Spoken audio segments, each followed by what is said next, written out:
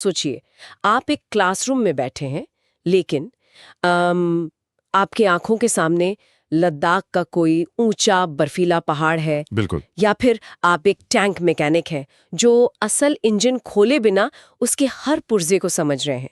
ये कोई जादू नहीं, यही वर्चुअल रियलिटी यानी वीआर की ताकत है। आज हमारे पास जो स्रोत है वो एक बहुत बड़ा और ज़रूरी सवाल उठाते हैं। क्या वीआर असल में सिर्फ एक बहुत महंगा और सोफिस्टिकेटेड वीडियो गेम है, या फिर ये हमारे सैनिकों को ट्रेन करने, डॉक्टरों को सिखाने और हमारे काम करने के तरीके को हमेशा के लिए बदलने की ताकत रखता है? बिल्कुल। और इस चर्चा में हम इसी सवाल का जवाब ढूंढेंगे। इसके लिए हम समझेंगे कि वीआर कैसे सेंस ऑफ प्रेजेंस बनाता है, मतलब किसी वर्चुअल जगह पर सच में मौजूद होने का एहसास। हम इमोशन के अलग अलग स्तरों को भी जानेंगे और देखेंगे कि ये तकनीक सर्जरी से लेकर युद्ध के मैदान में मानसिक तनाव से निपटने तक इतनी जरूरी क्यों बनती जा रही है। तो चलिए इस वर्चुअल दुनिया के दरवाजे को खोलते हैं और देखते हैं कि इसके पीछे की हकीकत क्या है। सबसे पहले ये समझना ज़रूरी है कि जब हम वर्चुअल रियलिटी कहते हैं तो हमारा मतलब सिर्फ आंखों पर पहने जाने वाले एक हेडसेट से तो नहीं होता होगा। नहीं, बिल्कुल नहीं। वो हेडसेट तो बस एक हिस्सा है। स्रोतों के मुताबिक वर्चुअल रियलिटी एक कंप्यूटर से बनाया गया माहौल है। इसे इस तरह डिजाइन किया गया है कि आपको ये भ्रम हो कि आप शारीरिक रूप से उस दुनिया में मौजूद हैं। अच्छा, चाहे वो असली दुनिया की नकल हो या कोई पूरी तरह से काल्पनिक दुनिया। तो ये एक 3D फिल्म देखने जैसा हुआ जहां सब कुछ 3 डायमेंशन में दिखता है। ये उससे कहीं ज्यादा है।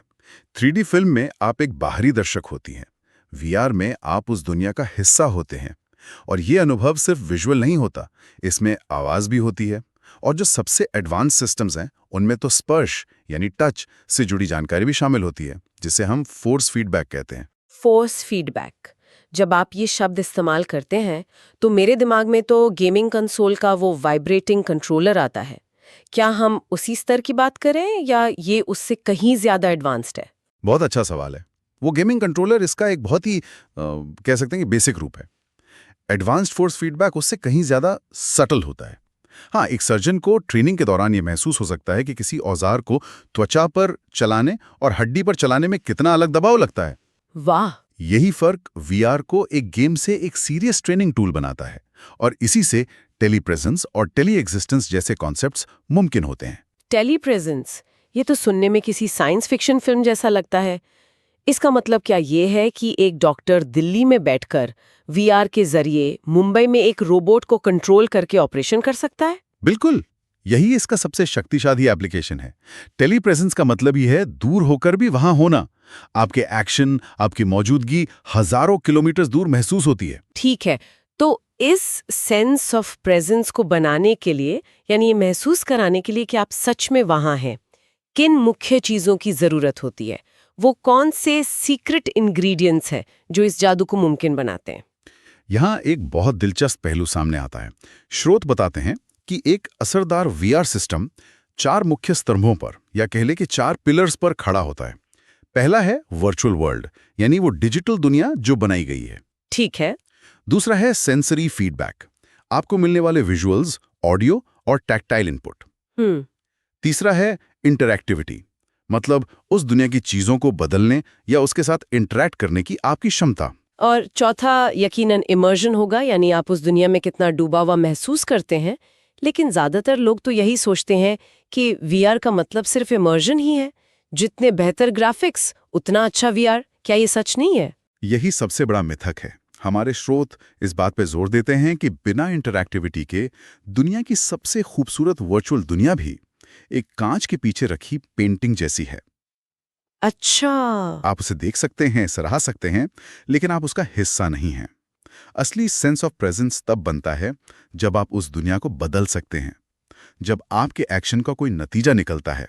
मतलब जब आप एक वर्चुअल दरवाजा खोलें और वो सच में खुले? एग्जैक्टली। या एक वर्चुअल पत्थर उठाएं और वो उठे। यही वो चीज है जो एक टेक डेमो को एक असली ट्रेनिंग टूल बनाती है। ये तो बहुत गहरी बात है।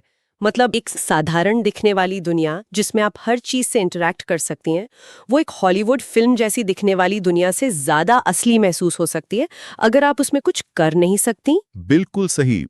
ये चारों पिलर्स मिलकर काम करते हैं। एक अच्छा वर्चुअल वर्ल्ड बिना सेंसरी फीडबैक के अधूरा है।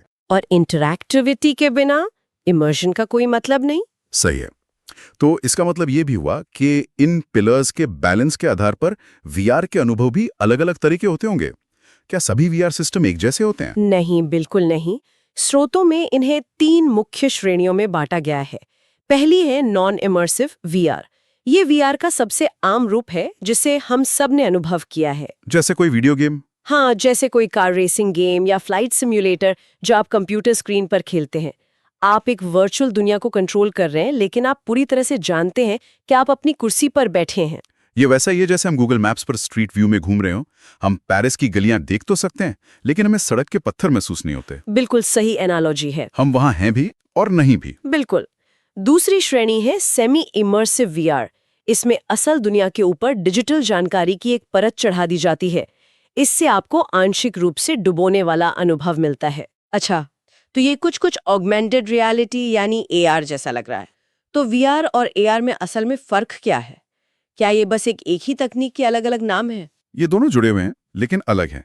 एक आसान तरीका इसे समझने का यह है कि ऑगमेंटेड रियलिटी आपकी असली दुनिया में वर्चुअल चीजें जोड़ती है, जबकि वर्चुअल रियलिटी आपको एक पूरी की पूरी नई वर्चुअल दुनिया में ले जाती है और असली दुनिया को पूरी तरह से ब्लॉक कर देती है। समझ गई। और तीसरी श्रेणी यकीनन वो होगी जहां असली और नकली का फर्क मिट जाता है। हाँ, तीसरी और सबसे उन्नत है फुली इमर्सिव वीआर। ये आपको 360 डिग्री का सेंसरी सिमुलेशन देती है।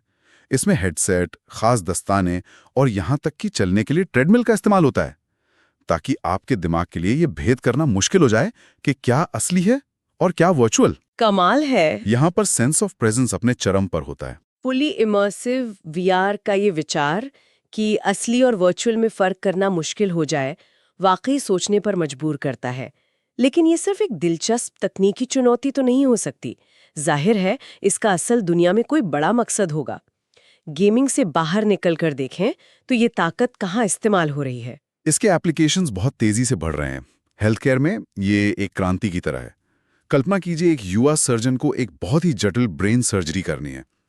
वीआर में वो सर्जरी को दर्जनों बार प्रैक्टिस कर सकता है, हर एंगल से देख सकता है, अपनी गलतियों से सीख सकता है, और ये सब बिना किसी मरीज को जरा सा भी खतरा पहुंचाए। ये तो फिजिकल हेल्थ की बात हुई, पर दिमागी सेहत के बारे में क्या? क्या वीआर किसी के डर या चिंता को दूर करने में मदद कर सकता है? बिल्कुल। इसका उपयोग थेरेपी में बहुत प्रभावी ढंग से हो रहा है। मान लीजिए किसी को ऊंचाई से बहुत ज्यादा डर लगता है, जिसे एक्रोफोबिया कहते हैं। उसे सीधे 50 मंजिला इमारत पर ले जाना खतरनाक हो सकता है, लेकिन वीआर में थेरेपिस्ट उसे पहले एक वर्चुअल बालकनी में ले जा सकता है, फिर धीरे धीरे ऊंचाई बढ़ा सकता है। और ये सब एक पूरी तरह से सुरक्षित और नियंत्रित माहौल में होता है। सही बात है। मरीज अपने डर का सामना करना सीखता है। ये तो कमाल है। और दूसरे इंडस्ट्रीज में? ऑटोमोटिव इंडस्ट्री में कार बनाने वाली कंपनियां असल गाड़ी बनाने से पहले हजारों बार वर्चुअल क्रैश टेस्ट करती हैं। अच्छा। इससे वो सुरक्षा से जुड़े डिजाइन को बेहतर बना पाती हैं, वो भी बहुत कम खर्च और समय में। तो अगर मैं इन सभी उदाहरणों में कॉमन धागा देखूं तो वो है एक सुरक्षित और कंट्रोल किया जा सकने वाला माहौल बनाना, जहां असली दुनिया के खतरों के बिना मुश्किल चीजों की प्रैक्टिस की जा सके। और असली दुनिया में खतरों और मुश्किलों की बात करें तो शायद ही कहीं हो जो सशस्त्र बलों से ज्यादा हो। ये उनके लिए कितना जरूरी है? आपने बिल्कुल सही नब्ज पकड़ी है। सशस्त्र बलों के लिए वीआर अब सिर्फ एक ट्रेनिंग टूल नहीं, बल्कि एक रणनीतिक जरूरत बन गया है। सबसे पहले तो हैं सिम्युलेटर्स। एक फाइटर जेट की कीमत अरबों में होती है। सही बात है। और उसे उड़ाने की ट्रेनिंग में जरा सी चूक जानलेवा हो सकती है। तो एक नए पायलट को असली फाइटर जेट में बिठाने से पहले उसे सैकड़ों घंटे एक हाइपर रियलिस्टिक वीआर सिम्युलेटर में ट्रेन किया जाता है। और जब बात सीधे युद्ध के मैदान की ट्रेनिंग की हो, तब इसका क्या रोल है? पारंपरिक ड्रिल से ये कैसे बेहतर है? पारंपरिक ड्रिल में आप एक तय सिनारियो पर अभ्यास करते हैं, लेकिन असली लड़ाई कभी सिनारियो के हिसाब से नहीं होती है। वीआर में आप अनगिनत अप्रत्याशित हालात बना सकते हैं। जैसे कि सैनिक किसी भीड़-भाड़ वाले शहरी इलाके में छुपे दुश्मन को ढूंढने की प्रैक्टिस कर सकते हैं, या किसी बंधक को छुड़ाने के मिशन को अंजाम दे सकते हैं। ये ऐसे हालात हैं जिन्हें असल दुनिया में दोहराना लगभग नामुमकिन है। बेहद खतरनाक और बहुत महंगा भी होगा। बिल्कुल। स्रोतों में एक और बहुत गंभीर विषय का जिक्र था, बैटलफील्ड ट्रॉमा, यानी युद्ध का मानसिक आघात। जी। वीआर इसमें कैसे मदद करता है? ये इसका सबसे महत्वपूर्ण उपयोग हो सकता है। इसे स्ट्रेस इनोकुलेशन कहते हैं। ये कुछ तनाव के खिलाफ एक मानसिक वैक्सीन की तरह है। मानसिक वैक्सीन? ये दिलचस्प है, इसे थोड़ा और समझाइए। जैसे वैक्सीन आपके शरीर को एक कमजोर वायरस से लड़ना सिखाती है, वैसे ही वीआर सैनिकों को एक नियंत्रित वर्चुअल माहौल में तनावपूर्ण स्थितियों का सामना करना सिखाता है। उन्हें अचानक होने वाले धमाकों, मुश्किल नैतिक फैसले लेने या अपने साथी को घायल होते देखने जैसे हालात का सामना कराया जाता है, ताकि जब वो असल में ऐसी स्थिति का सामना करें, हाँ, तो उनका दिमाग उस तनाव को झेलने के लिए पहले से बेहतर तरीके से तैयार होता है। इससे पोस्ट ट्रॉमेटिक स्ट्रेस डिसऑर्डर यानी पीटीएसडी जैसी गंभीर मानसिक समस्याओं का खतरा कम हो सकता है। ये सब सुनने में तो क्रांतिकारी लगता है। एक सुरक्षित, बार बार दोहराया जा सकने वाला और मानसिक रूप से तैयार करने वाला टूल। लेकिन ये इतना ही परफेक्ट है तो हर सैनिक आज वीआर में ट्रेनिंग क्यों नहीं ले रहा?